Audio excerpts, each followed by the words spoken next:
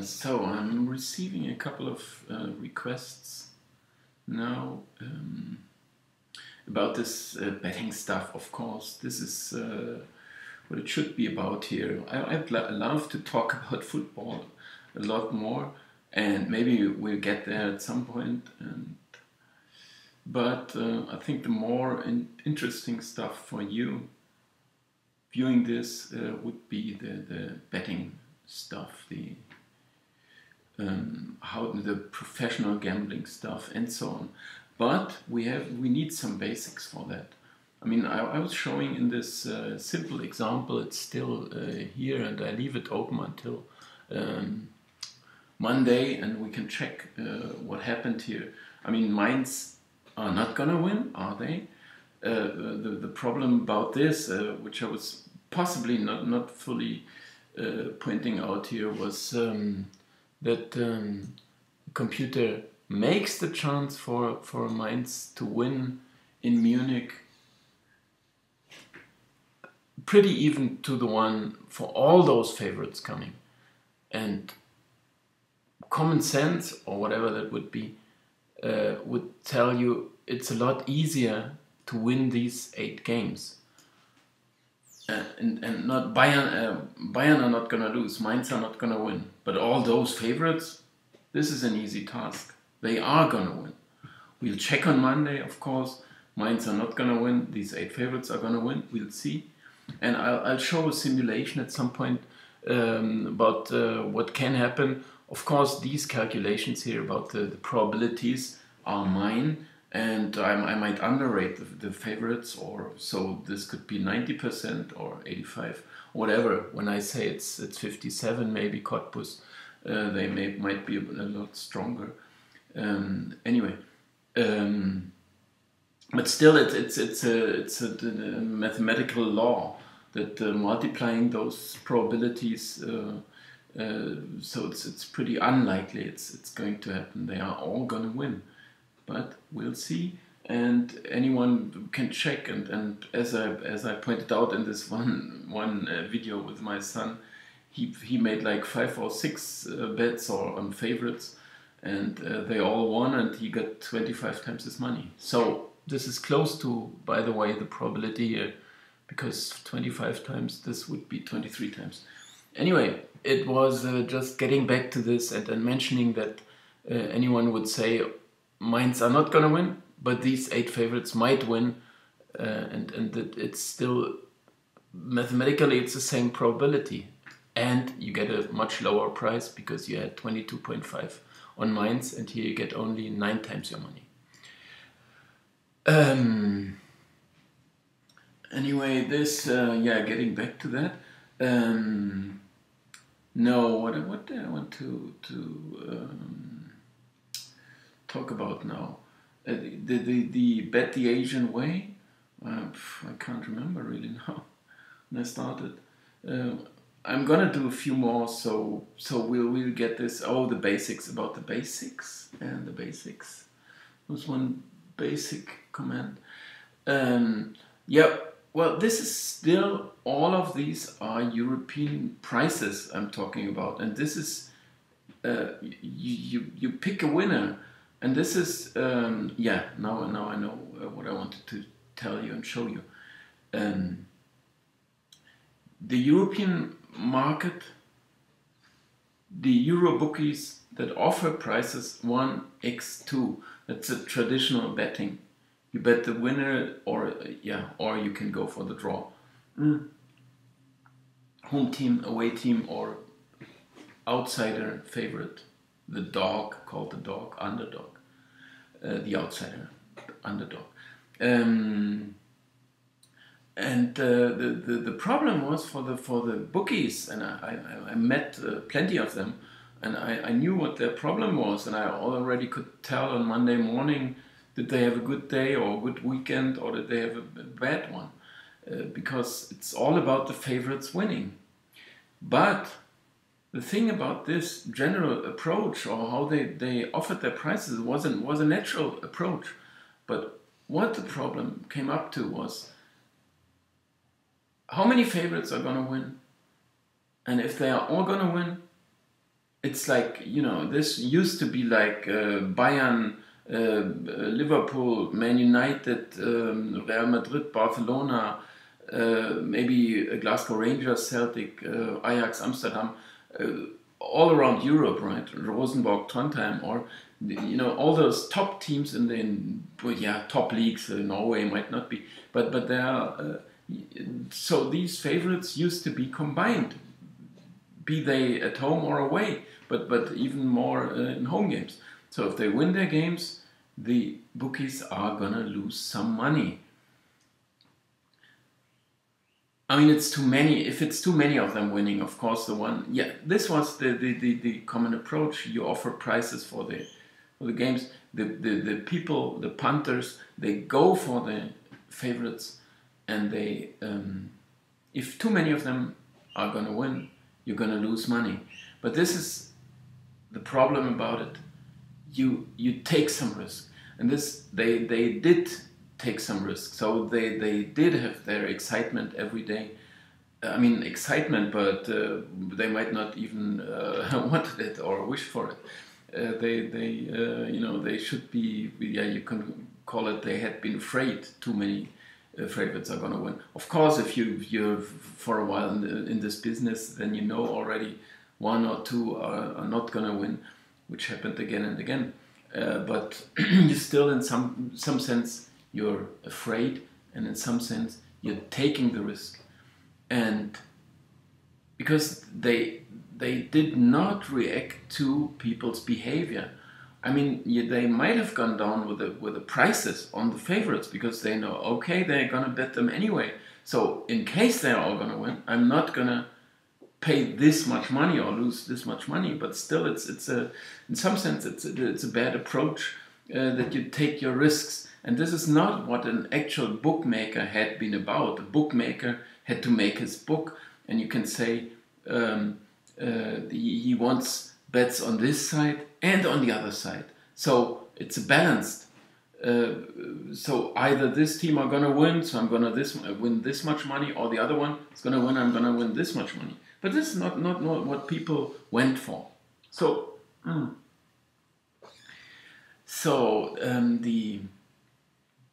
the bookies, what I was trying to say is, took some risk with this way of offering the prices. So, and what do we have, and where do we know this term from?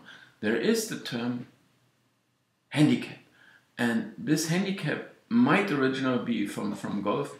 I'm not sure, but this is where they measure the quality of the players in their handicap, and they of course this is the best players, they play -4, I don't know. But anyway, this is and then you can compare the players, and you can say -4 plus 17, so this is 21 between them. So he's got to give him 21 holes. So it's breaking down. No idea why. QuickTime Player. This is how I recorded with, and I try again. The Euro big bookies I've been talking about, they took some risk. The idea and the term I introduced, handicap, was used to balance the chances for either side to win. And if we see this inclination, this tendency to go for the favorites, and putting the bookies into some risk. So they were acting with their own money. So if they had to pay out the winners, and I even produced some software to work out the worst case scenarios and stuff like that. When you can see if they are gonna win, and this is gonna happen, then they had to pay out like 150,000 German marks then, and so they had some alerts, and they said, "Oh, I'm not gonna take this bet because I'm risking too much." Anyway, the tendency for the punters to go for the favorites it might persist, or it does persist, but with the handicap stuff, what I'm getting into now, is intended to balance the sides, and thus there is it's gone. There are no more favorites. The bigger the favorite, the bigger the handicap he has to overcome to make his side a winning side, in case you go for it betting wise. So this is where the Asian market is driving the whole betting market. So anyone who wants to bet big has to bet the Asian way. Maybe bet fair, but I couldn't access it anymore with the German silly laws here. But I don't care about Betfair anymore, though it was really a decent market and also some volume in that one. And but anyway, bet the Asian way. This is sufficient. We have to explain or get back to the idea and where it comes from. If you manage to balance the sides with a handicap, I'm gonna bring up a window here. Maybe we can check a few things then later. Because this is Asian goal lines, as you see here, as an Asian goal lines calculation. And I had been asked about a Chelsea over bet, what I think about it, and if this guy is following this. I'll give this one example maybe later, a bit later.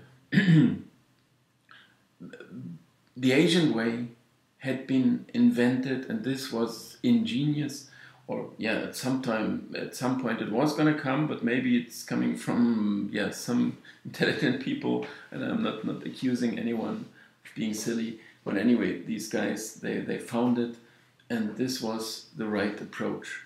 You balance the chances for either side to win, and thus you have no more tendency for anyone to pick a favorite.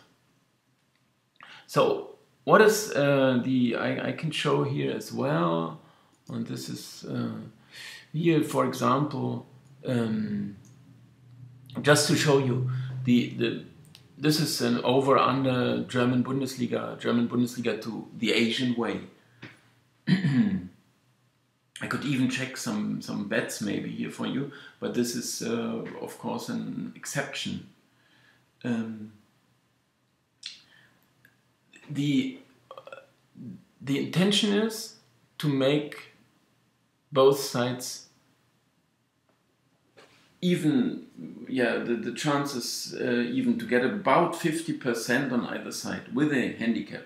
So if you see, you will always, if you bet the Asian way, you will get prices around 2.0, a bit higher, a bit lower. You can even check here the development, and here you can see how it went the recent hours also. But the prices will be around 2.0. You can also I can click here, and you see the sides near the handicaps with the half goal, draw no bet, minus a quarter, minus 0.25, minus a quarter of a goal, minus half a goal, minus 3/4, minus 1 1/4, minus 1.75. So we even got a quite some different offers covering virtually all the possibilities of what kind of handicaps there are.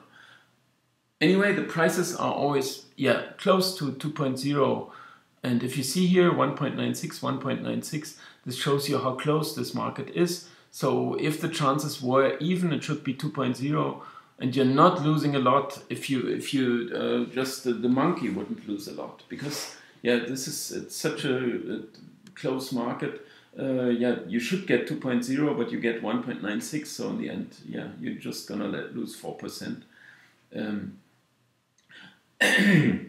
which is still, yeah, you don't want to lose. But it also means there will be some margins at some point, but you have to spot it. Um, but this is not what I was talking about. We have the Asian handicap is intended to balance the chances for either side to come. So you have this side, you have over, you have under, you have Darmstadt to win, Darmstadt not to win. This is the half a goal handicap. Of course, I need to explain a little deeper maybe how this needs to be calculated. Or yeah, the mathematics behind it. Anyway, or how the bets are being evaluated. But here you see, first of all, prices are about 2.0. This means about even chances for either side. Either Darmstadt are going to win, 2.064, a bit above 2.0, or they are not going to win, okay, a bit below 2.0. What it means in the end is that there is no more tendency, no more the bets are going to be balanced as well. The sides are balanced, the bets are going to be balanced.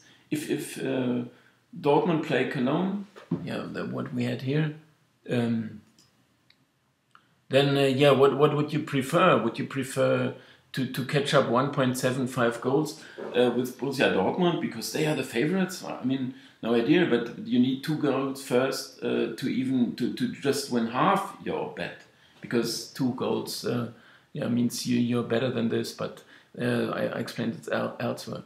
But you will win the full bet only if Dortmund win by 3 goals. So you would say, well, they are favorites, but are they going to win by 3 or at least by 2? Otherwise, my money is gone, and even they might not wish to, but it's a different story. You have evenly attractive sides. You can also say, well, Cologne, I mean, why not? Why should they lose by 2? And even if I'd only lose half my money. You have an even... it's intended. I'm lost for words now, but I hope it becomes clear that there is no more. The bets are gonna be no more imbalance between the bets, and this is what the Euro bookies had been facing. They took the risk. I mean, not just because something could happen, something weird could happen and they could lose some money, but because there was a tendency to go for the favorites, and if too many of them won, they had lost some money. And they had a bad weekend at least, but some went broke too, for other reasons maybe. Anyway, the Asian way, bet the Asian way, you get a price around 2.0, and you will have an even attractivity to go for either side. I mean, you might still have a tendency or pick a bet, but the chances are about even for either side to come. They are about even. They could still be 45, 55%, because you can't cover it all with this handicap and get a 2.0 or 1.96 on any chance, but you get it close to 2.0. And there's also a movement in the prices, so they have to, if it exceeds 2.2 or 2.3, then they change the handicap, and you have the main handicap 0.25 maybe, because one side has been overbet. Anyway, by making both sides evenly attractive, they manage to also balance the amount of money taken on these sites. So it means, I mean, for them it's like paradise. Of course, they balance the sites, so they get as much money on Bochum as they get on Heidenheim. In the simplest example, Bochum to win or Heidenheim not to lose. So they get as much money on either side, and they have to pay return 96% of this money in case for this game it had been balanced, but this is what they intend to do, and this is what is gonna happen in the end. and if something is overbet, then the price is being changed, and then this is adjusting it like that. Anyway, like that, you have this very big market because they are not taking any risk. This is the big difference. And so why not? I mean, if you bet 100,000 euro, which you can do, not maybe not in the early market, but 5 minutes from kickoff, you can make really big bets there because they are not taking any risks. The more you bet, the better for them because they get as much money on the other side. Of course, it's one big bet. It could be, but the market is this big and it's growing. It's growing. So 100,000 euro would not have any influence at all. So it's this is what made it so big. And you can be certain you're gonna get your money, which was not the case with all the Euro bookies because I had many of them. I can tell some anecdotes what happened to me. And there was some funny stories, but you didn't always get your money because they simply couldn't pay it if you want too much after a while. But you're guaranteed to get your money and you get it instantly. There's no problem with it because they are not paying it. They are not paying you if you're gonna win. But it's other punters that care for you, which used to be the case as well for the Euro bookies in that time because of course they had the other weeks when they won the money from this, but it's about the same people they took the money from, and then at some point they had to return some money to them. But so it's of course it should not be. It wasn't meant to be their own money, but there could be things could go badly wrong, and so that they were taking the risk. So this meant you couldn't get the money. It could happen that you're not gonna get paid. But anyway, the Asian market is growing, and you can pretty much rely on everything, and it's perfect, and the idea was ingenious, and now it is the big market, and hats off to them who found the idea. I wouldn't have noticed and no idea. Okay, but this is what happened. I'm gonna get back. Oh, I was showing you this one example at least, where this calculation down here. What I can do here is enter a price. Maybe we can do it for one example up here, so you can see what's happened. I'm gonna tell you some secrets about it. But it doesn't necessarily mean you're gonna win with that. Of course, it doesn't mean at all. Especially if I would show you some. If we're gonna check the Darmstadt Bielefeld. I have done it already at some point, but not like that. Not the way I'm doing it here. Because I'm getting this automatically.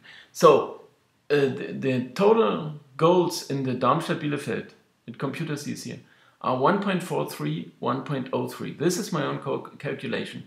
So I'm going to enter 246 because I'm not going to. So this is 2.46 goals I do expect for this one.